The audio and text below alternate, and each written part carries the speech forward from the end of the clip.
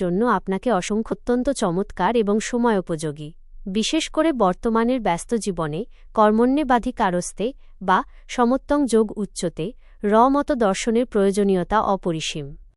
শ্রীকৃষ্ণের এই জীবন দর্শন কেবল অর্জুনের বিষাদ দূর করার জন্য ছিল না, বরং তা যে কোনো মানুষের মানসিক প্রশান্তি এবং সঠিক পথ খুঁজে পাওয়ার দিশারি। আপনি যেহেতু আলোচনার সুযোগ দিয়েছেন, আমি গীতার আরও কয়েকটি গভীর জীবন আত্মসংযম যোগ। মানুষের সবচেয়ে বড় শত্রু বা বন্ধু হল তার নিজের মন।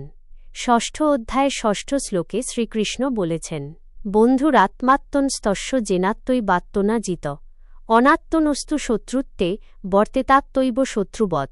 অর্থ, যিনি নিজের মনকে জয় করেছেন, মন তাঁর শ্রেষ্ঠ বন্ধু, কিন্তু যিনি তা পারেননি, তার মনই তার চরম শত্রুর মতো আচরণ করে। ২ বতে ক্রোধ ও মোহ থেকে মুক্তি।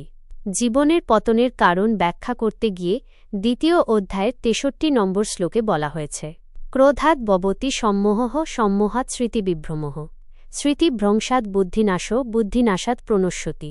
অর্থ, ক্রোধ থেকে মোহের উৎপত্তি হয়, মোহ থেকে স্মৃতিবিভ্রম ঘটে।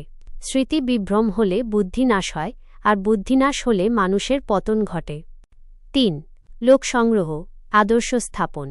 যারা সমাজে নেতৃত্ব দেন বা আদর্শ হতে চান, তাঁদের জন্য ৩য় অধ্যায়ের ২১ নম্বর শ্লোকটি চিরন্তন।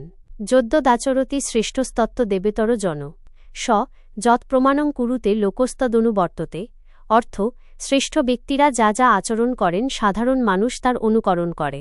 তিনি যা প্রমাণ হিসেবে স্থাপন করেন, বিশ্ব তা অনুসরণ করে। শ্রীকৃষ্ণ বিশ্লেষণ করলে বোঝা যায়, তিনি বারবার মানসিক ভারসাম্য